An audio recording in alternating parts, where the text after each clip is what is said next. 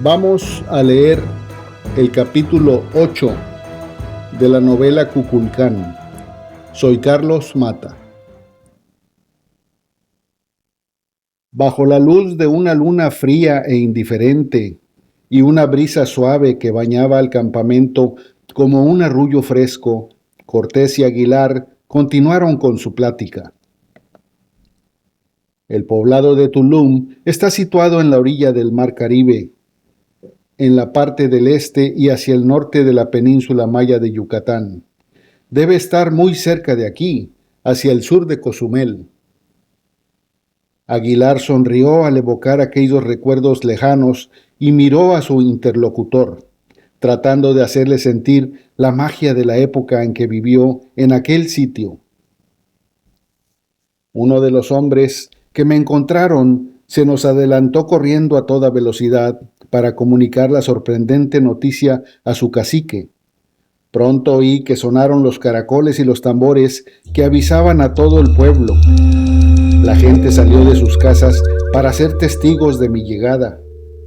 Con curiosidad y con mucho orden se formaron a ambos lados de la calle principal, pero cuando pasamos la muralla que rodea la ciudad, ese orden se convirtió en una ola de murmullos y voces de asombro.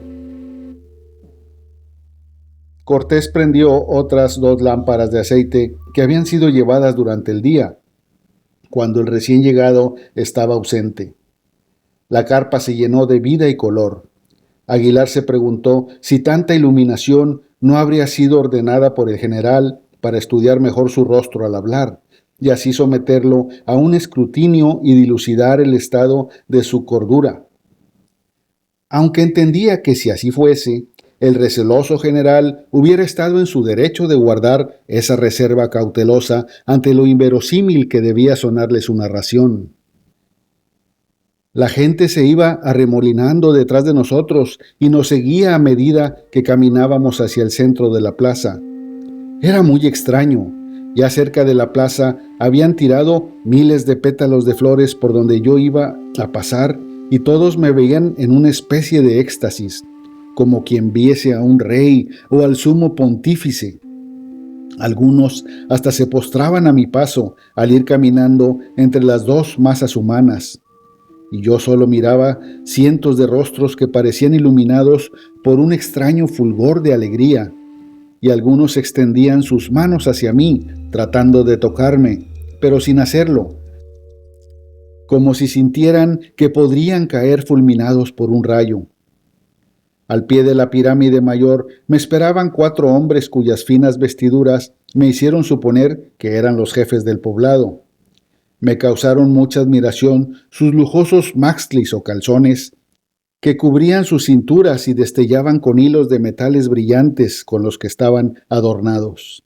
Portaban mantos de piel de jaguar o venado que colgaban a sus espaldas, atados con cadenas y broches de cobre. Sus sandalias eran de cuero y cubrían sus cabezas con penachos, de donde saltaba una hermosa variedad de cuernos de venado o largas plumas de quetzal, atadas a hilos de cuero que formaban verdaderas cataratas multicolores a sus espaldas, como si fueran capas. Portaban en una mano largas lanzas y en la otra cargaban escudos de caparazón de tortuga. El general no perdía detalle de la fantástica narración de su interlocutor. El ansia de seguir escuchando esa historia se reflejaba en su rostro, y Aguilar así lo detectaba. Cortés sabía que toda esa información valía oro molido para asegurar el éxito de su expedición, o cuando menos para no fracasar de forma estrepitosa, como otros lo habían hecho antes. Entendía bien que haber encontrado a ese náufrago había sido un grandioso golpe de fortuna de los muchos que la vida le había dado, gracias a la buena estrella que él sentía poseer, y todo lo que aquel hombre le informara redundaría en que tomara las mejores medidas para dar el siguiente paso en su expedición. El tambor de madera que estaba en lo alto de la pirámide dejó de sonar. Gracias a Dios, también dejó de oírse un sonido de lo más siniestro y tenebroso que uno haya escuchado, y que se produce soplando una especie de flauta gigante que al parecer obtienen del corazón de una planta que se da más al norte, llamada maguey. Al instante, la gente dejó de hablar y se hizo un profundo silencio. Uno de los hombres que estaba frente a mí empezó a recitar lo que me pareció un discurso de bienvenida. Yo creía estar viviendo en un sueño y había dejado de sentir miedo ante esa situación. A lo lejos escuchaba, sin entender una palabra de las muchas que salían de la boca de ese indio de edad avanzada. Solo me limitaba a observar las reacciones en los rostros de las personas que estaban a mi lado, quienes lo seguían con atención.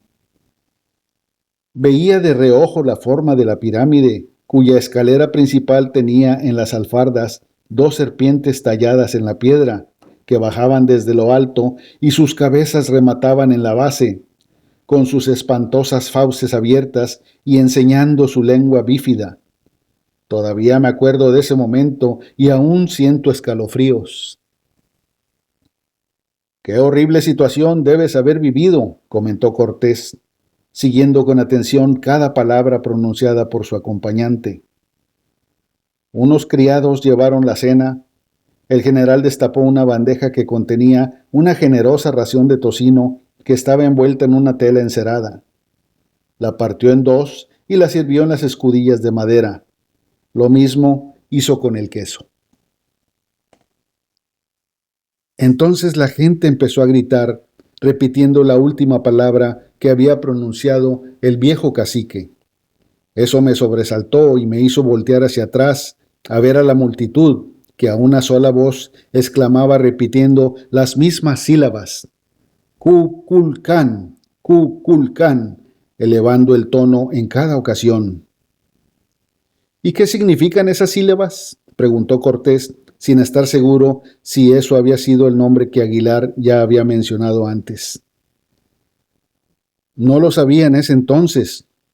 Yo solo los escuchaba con desmayo y sentía aprehensión al palpar la emoción de la gente, y pensaba que lo mismo debió haber sentido Jesús cuando la multitud gritó en coro a Poncio Pilato que lo crucificara.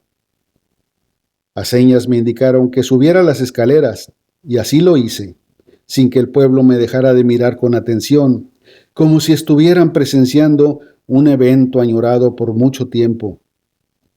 En la plataforma superior había un salón de donde salieron 4 sacerdotes vestidos de manera rara y con sus caras pintadas de negro. Ellos me llevaron adentro del recinto. ¿Quieres algo de tomar? ¿Algún té o vino? Agua está bien, respondió el hombre al sentir sequedad en la boca. Aguilar también sentía alegría al descubrir el interés que su narración suscitaba en Cortés. Desde que se había decidido a contarle su secreto al general, no se había arrepentido hasta ese momento. Pensó que el hecho de que hubiera llevado a 2 hombres de la iglesia en su expedición era motivo suficiente para conocer el carácter bueno de ese hombre y se podía confiar en él con este asunto tan controvertible. El general le sirvió el agua de una múcura, de seguro obtenida o robada de los indios. Después de un trago, prosiguió la historia, contándole con toda suerte de detalles lo que podía recordar.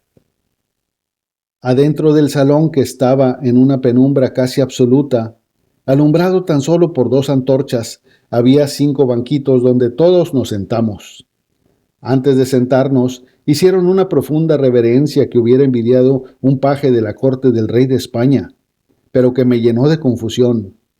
Me tenía muy nervioso un gran ídolo con careta de mosaico de turquesa que estaba detrás de ellos, en una especie de altar, debido a que yo asociaba con el demonio todo lo que veía que ellos tenían. Trataron de comunicarse conmigo sin éxito, por lo que me dejaron descansar por esa noche, después de que cenamos todos juntos y de señalarme un lugar donde dormir. Cuando estuve solo, me puse a observar con curiosidad la infinidad de adornos que tenían las paredes, miles de dibujos y relieves en las piedras o en el estuco que cubrían todos los rincones del salón. El detalle de los relieves estaba tan bien logrado y pintado que me pareció que podría competir en belleza con los adornos cerámicos de los salones de los palacios moros de Granada. Pero, ¿qué clase de figuras eran? Era una multitud de relieves de muchas cosas. De cuando en cuando distinguía una cara, un sol, un hombre parado o sentado, una calavera en medio de un círculo, un conejo, y así muchas formas más. Pero había una figura central y principal en todo ese mosaico que cubría la pared de lado a lado. Era una serpiente que atravesaba ondulante todo el salón y cuya cabeza volteaba hacia atrás, abriendo sus fauces, y por su boca salía fuego. Pensé que esa noche no iba a poder dormir al estar seguro de que el fuego dibujado era del infierno y la serpiente el mismísimo demonio. Ahora sé que esa serpiente representa todo lo contrario. Esa es tan solo la forma en que los indios representaron a un ser divino que bajó del cielo para vivir en la tierra. Las plumas simbolizan el quetzal, un ave muy vistosa que habita la región y vuela por los cielos. La serpiente representa a un animal que vive en la tierra.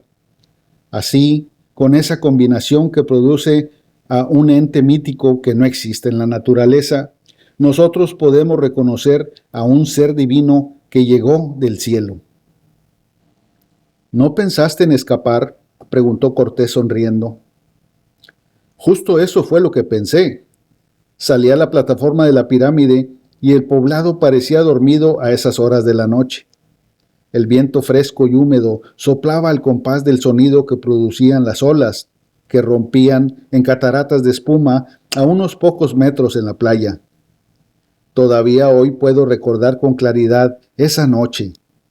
El cielo estaba claro y tachonado de estrellas, y algo dentro me decía que no había ningún peligro para mí dentro de esa pirámide ni en aquel poblado.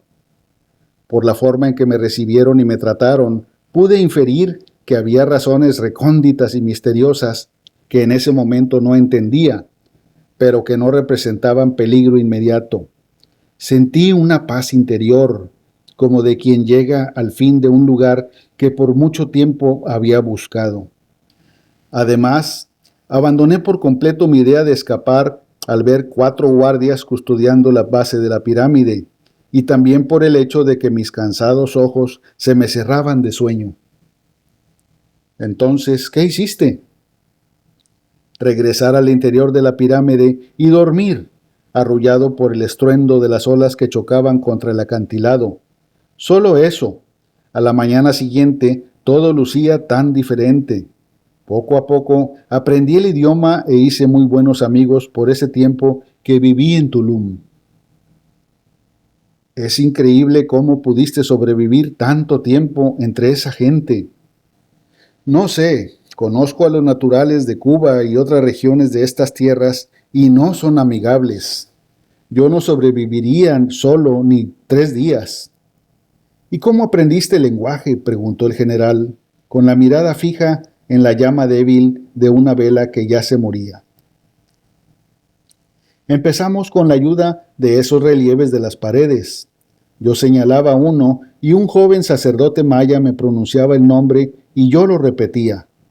Eventualmente aprendí ese idioma que cuando no lo entiendes suena exactamente como el parloteo que hacen los monos de la jungla.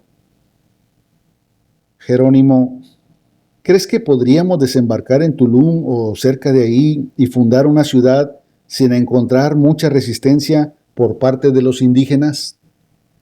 Lo interrumpió Cortés. No entiendo, contestó Aguilar intrigado por lo extraño de la pregunta. ¿Te refieres a fundar una nueva ciudad bajo el gobierno de España? Algo así, contestó Cortés. Es algo que creo que ayudaría mucho a esta expedición, aunque solo tenemos permiso para rescatar, no para fundar. Pero hay algo muy importante que debo saber. ¿Qué me puedes decir de las riquezas que hay en Tulum? Después de pensarlo un poco, Aguilar respondió: No hay muchas, ten eso por seguro, Pero ¿recuerdas lo que te dije de que estas tierras no son una isla grande como ustedes lo imaginaban, sino un continente más extenso que toda Europa? Sí, me lo dijiste y todavía no lo puedo creer, pero sospecho que es cierto, puesto que expediciones anteriores a la nuestra han bordeado gran extensión de costas y no encontraron nunca el fin, contestó Cortés. Pues en esta inmensa tierra existen gran diversidad de naciones separadas por fronteras invisibles. Las que habitan en la península maya, como ya te lo dije, son descendientes de una civilización que floreció y logró edificar grandes construcciones que ahora son solo ruinas. En cuanto a riquezas, no hay nada destacable que valga la pena. Apenas sí vi algunos objetos de oro en todo ese tiempo que viví ahí. Al parecer, ellos le dan más valor a una piedra que parece como mármol verde, que extraen de sus minas y no debe valer mucho en Hispania. Cortés no pudo ocultar un gesto de desencanto al escuchar las palabras de Aguilar. Pero algo aprendí durante ese tiempo, Aguilar prosiguió, animado por la convicción de poder convencer al general de alejarse de sus amigos mayas, como le había prometido a Tucul, y dirigirse a Tenochtitlán. Hay una ciudad más al norte de las tierras mayas donde están asentados los poderes absolutos de todo el continente y donde reina el monarca supremo de todas las naciones. Según se cuenta, en su ciudad el oro es el material que más abunda, y algunas fábulas que corren entre la gente dicen que allá las casas son hechas de plata y el palacio de Moctezuma, que es el nombre de ese monarca, está construido todo en oro. Tal vez sí sea cierto, contestó Cortés pensativo y ensimismado, sin dejar traslucir la inmensa emoción que le estaba invadiendo. Juan de Grijalva acaba de hacer una pequeña expedición, la más exitosa hasta la fecha, y volviendo a Cuba con una buena cantidad de oro que sacó de los pequeños pueblos de la costa más al norte, y además con la información que me acabas de confirmar de ese gran monarca del que me hablas. Después de todo, ese dato fue lo que motivó al gobernador Velázquez a darme el mando de esta expedición, aunque se arrepintiera al final, al darse cuenta el desgraciado de que no soy su amigo, como se lo hice creer por mucho tiempo, terminó Cortés, ya sonriendo de forma evidente. ¿Qué más sabes de su ciudad? La llaman Tenochtitlán. Se dice que es una isla en medio de grandes lagos y está situada en el altiplano central que conocen como Valle del Anáhuac. Fue fundada apenas hace algunas 10 generaciones, pero debido a la admirable organización que ha mostrado el pueblo azteca, ha podido dominar a todos los pueblos y naciones de los alrededores, llegando su mando inclusive hasta las costas este y oeste del continente. La mayoría de los pueblos sojuzgados les pagan tributo: tarascos, totonacas, purépechas, chichimecas, mixtecas, tlaxcaltecas. Esos son los nombres de los pueblos que me acuerdo haber oído. Por lo mismo, esa ciudad debe ser la más rica y poderosa de este continente, comparable con las grandes capitales mayas de la antigüedad, como Tikal y Chichén, en sus épocas de mayor esplendor. Pues entonces creo que Tulum no es el lugar más adecuado para desembarcar. Más bien, debemos rodear esta península y dirigirnos hacia la región de Moctezuma. Sí, también creo que es lo más indicado que debemos hacer, dijo Aguilar, feliz de darse cuenta de que ambos compartían pensamientos convergentes. Capitán, si algo aprendí de todos los incontables escollos que pude sortear, y de acuerdo con mi experiencia de cómo se mueven y suceden las cosas, es que debemos tener fe de que cualquier acción que tomemos en esta expedición y cualquier triunfo que hayamos de conseguir por la bondad de Dios no será obtenido por nosotros, sino que lo hará nuestro Señor a través nuestro. Así sea, hermano. No se diga más. Mañana mismo zarpamos con rumbo al norte. dijo Cortés tajante, espantando con la mano una nube de diminutos insectos que volaba cerca de su cabeza. De inmediato se levantó de un salto de su silla y salió de la carpa. Aguilar lo vio alejarse a grandes trancos, pensando que el general estaba de alguna forma tratando de rehuir el tema y evitando tocar el punto concreto más importante para él, el de la serpiente emplumada.